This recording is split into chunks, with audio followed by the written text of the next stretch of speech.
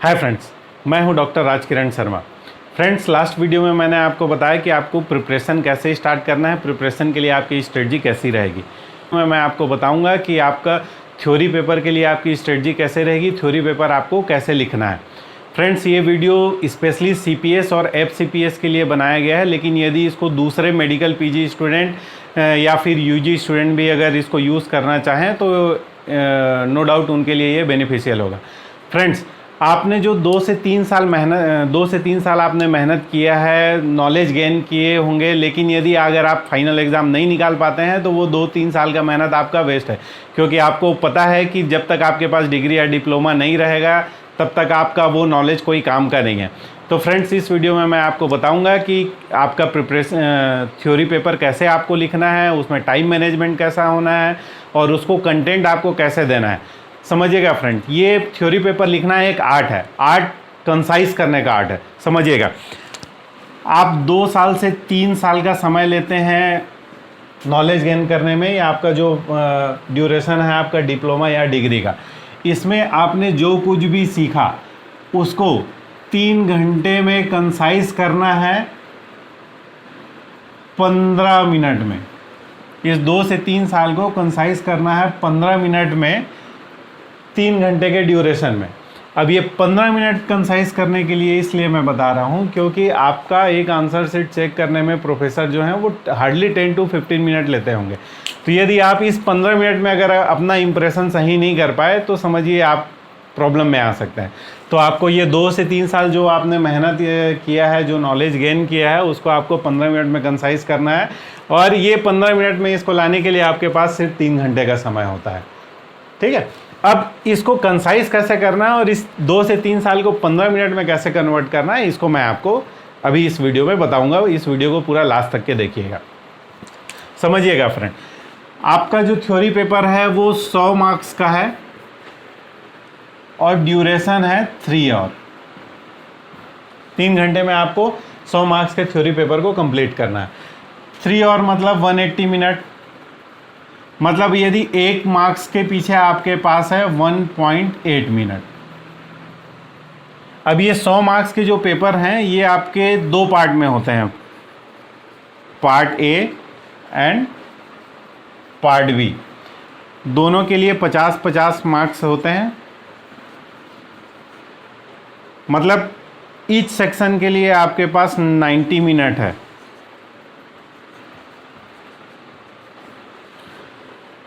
Friends, mostly ये देखा गया है, मैं खुद एक्सपीरियंस किया हूँ, और ये जो वीडियो बनाया हूँ ये मेरे और फ्रेंड्स जो अच्छा स्कोर किए हैं उन सब का एक्सपीरियंस को ही इसमें मैं शेयर करने का कोशिश कर रहा हूँ।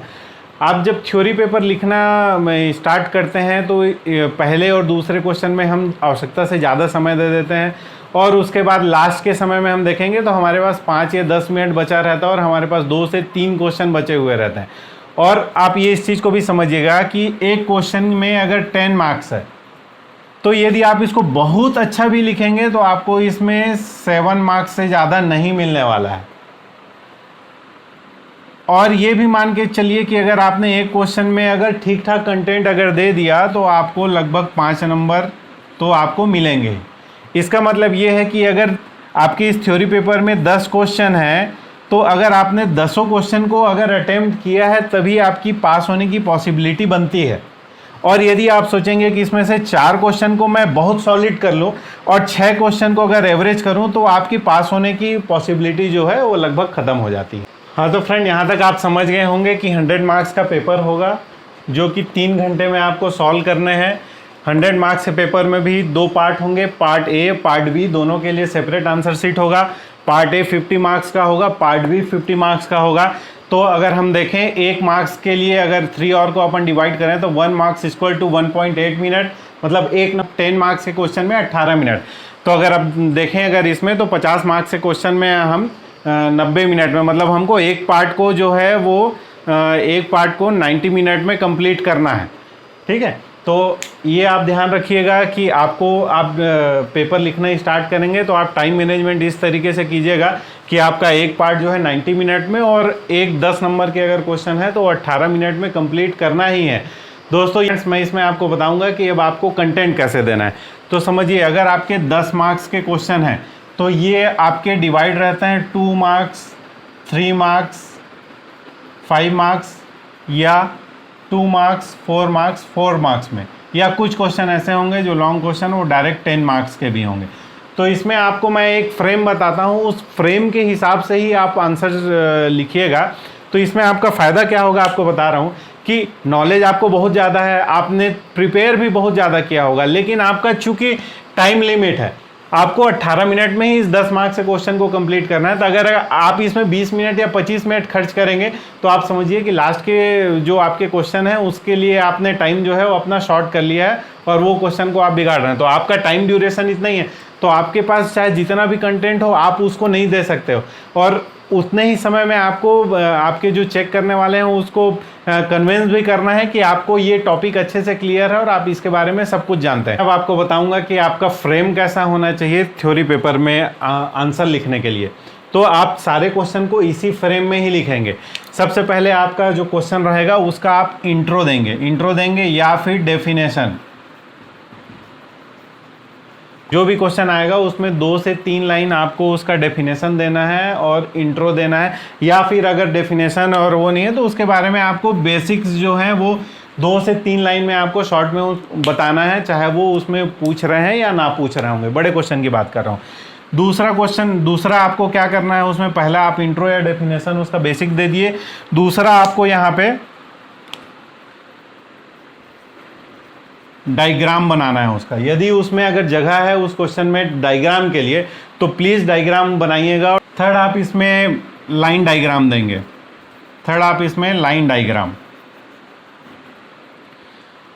पहले आपने इंट्रो दे दिया, डेफिनेशन दे दिया, उसके बाद आपने डायग्राम बना दिया। डायग्राम में आपने उसको सारे पॉइंट्स दिखाने का प्रयास करें जो आप थ्योरी में डील करने वाले हैं। तीसरा आप उसका लाइन डायग्राम जरूर बनाइए। उसके बाद फिर आप जो क्वेश्चन में आपसे जो पूछा गया है वो मेन कंटेंट देंगे। तो जो कंटेंट जो आप देंगे उसको भी आप कोशिश कीजिएगा पॉइंट वाइज लिखने का। पॉइंट वाइज मतलब 1 2 3 4 पॉइंट दे दीजिए, हेडिंग दे दीजिए, उसके अंदर उसको थोड़ा थोड़ा डील कर लीजिए। उसके बाद लास्ट में आप उसमें 5वां पॉइंट देंगे रिसेंट एडवांसमेंट का, कि उस टॉपिक में अभी रिसेंट में क्या चल रहा है। तो यदि आप ये 5 पॉइंट में डील करते हैं और आप थोड़ा बहुत पोर्शन अगर आपसे स्किप भी हो जाता है, आप नहीं भी कर रहे हैं, तो इस फ्रेम में लिखेंगे तो इतना में जो आपका कॉपी चेक करने वाले प्रोफेसर हैं वो डेफिनेटली कन्विंस हो जाएंगे कि आपको ये टॉपिक आता है। तो आप पहले इंट्रोडक्शन देंगे, डेफिनेशन देंगे, बेसिक्स उसके बारे में बताएंगे, ज़्यादा नहीं 2 से 3 लाइन। उसके बाद आप उसमें डायग्राम, यदि उसमें डायग्राम का जगह है, आप डायग्राम अगर दे सकते हैं उस टॉपिक का तो आप डायग्राम दीजिए। और डायग्राम में पॉसिबल ये कीजिए कि ज़्यादा से ज़्यादा आप उसमें कंटेंट दिखाने का कोशिश कीजिए जो थ्योरी में आप डील करने वाले हैं। तीसरा आप उसमें लाइन डायग्राम देने का कोशिश कीजिए। चौथा आप उसमें जो पूछ रहा है कंटेंट, उस कंटेंट को दीजिए और कंटेंट में आप पॉइंट वाइज देने का कोशिश कीजिए। और लास्ट में रिसेंट एडवांसमेंट के बारे में उसमें बताइए। में यदि आपने अगर अपना थ्योरी लिखा है आंसर शीट में तो इसका बहुत अच्छा इंप्रेशन आएगा और जो आपके थ्योरी चेक करने वाले जो प्रोफेसर हैं उनको क्लियर हो जाएगा कि आपको इसके बारे में सब कुछ आता है, इस टॉपिक के बारे में सब कुछ आता है। लेकिन यदि देखिएगा कि अगर ये क्वेश्चन 2 नंबर का है और यदि उसने बोल दिया कि इन्यूमरेट करना है सिर्फ, तो आप सिर्फ इन्यूमरेट करेंगे, इसमें ये सब कुछ भी करने की आवश्यकता नहीं है क्योंकि टाइम लिमिट है, टाइम लिमिट में ही आपको सब करना है। तो यदि स्पेसिफाई कर दिया कि उसमें इन्यूमरेट करना है तो आप सिर्फ इन्यूमरेट करेंगे, उसमें इन्यूमरेट करके उसको डील करने की कोशिश मत कीजिए क्योंकि आपको 2 नंबर का अगर आपका पेपर है तो 2 नंबर में आपको 3 नंबर या 4 नंबर उस क्वेश्चन के लिए आपको नहीं मिलने वाला है। तो आप उसमें सिर्फ इन्यूमरेट कीजिए, या अगर कहीं पे डायग्राम अगर बोल रहे हैं तो सिर्फ डायग्राम ही दीजिए, उसमें फिर ये करने की जरूरत नहीं। ये मैं आपके लॉन्ग क्वेश्चन के लिए बता रहा हूँ। शॉर्ट क्वेश्चन के लिए जो पूछे हैं सिर्फ वही कीजिए। उसमें अगर आप आगे पीछे अगर और कुछ कंटेंट देने का कोशिश कर रहे हैं तो आप सिर्फ अपने टाइम का वेस्ट करेंगे। फ्रेंड्स, हर पेपर में एक मेडिसिन आएगा, मेडिसिन पे शॉर्ट नोट्स आपका रहेगा, 5 मार्क्स का रहेगा। तो यदि मेडिसिन के नाम से आता है तो इसमें आप पहला मैकेनिज्म ऑफ एक्शन लिखेंगे, दूसरा उस मेडिसिन का यूज़, तीसरा साइड इफेक्ट, चौथा कॉन्ट्रा इंडिकेशन।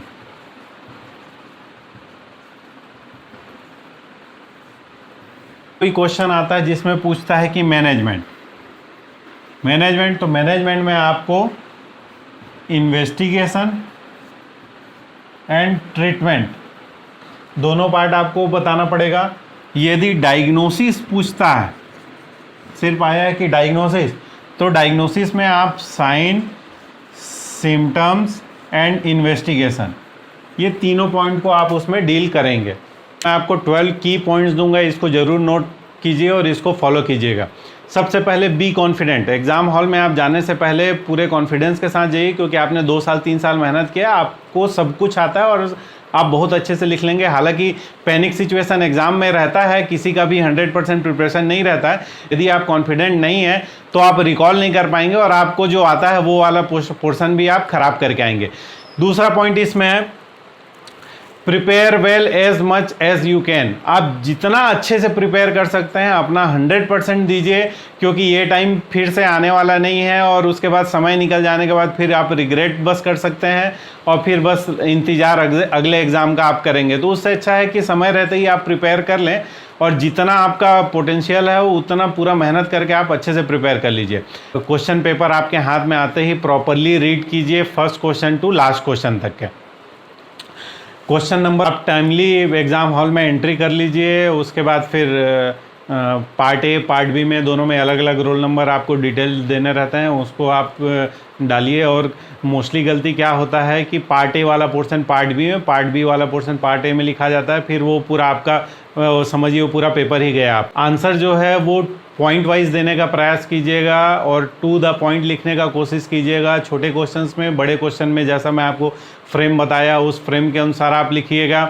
डायग्राम का यूज़ कीजिएगा, डायग्राम बनाने का कोशिश कीजिएगा और फ्लो चार्ट देने का कोशिश कीजिएगा जितना पॉसिबल हो आपसे, क्योंकि डायग्राम और फ्लो चार्ट लिख देते हैं तो फिर जो आपके थ्योरी चेक करने वाले प्रोफेसर हैं उनको और डिटेल में बहुत ज़्यादा मेहनत करने का ज़रूरत नहीं होता, पढ़ने का ज़रूरत नहीं होता, उतने से ही वो अनुमान लगा लेते हैं कि आपको कितना आता है। ठीक है, फिर हाईलाइट करना है आपको जो इम्पोर्टेंट पॉइंट्स हैं, जो इम्पोर्टेंट आप मटेरियल आपको लग रहा हो कि ये आपको दिखाना है आपके जो चेक करने वाले हैं, तो उसको ज़रूर अंडरलाइन कर लीजिए, ब्लू पेन ब्लैक पेन जो आपको अलाउ कर रहे हैं वहाँ पे।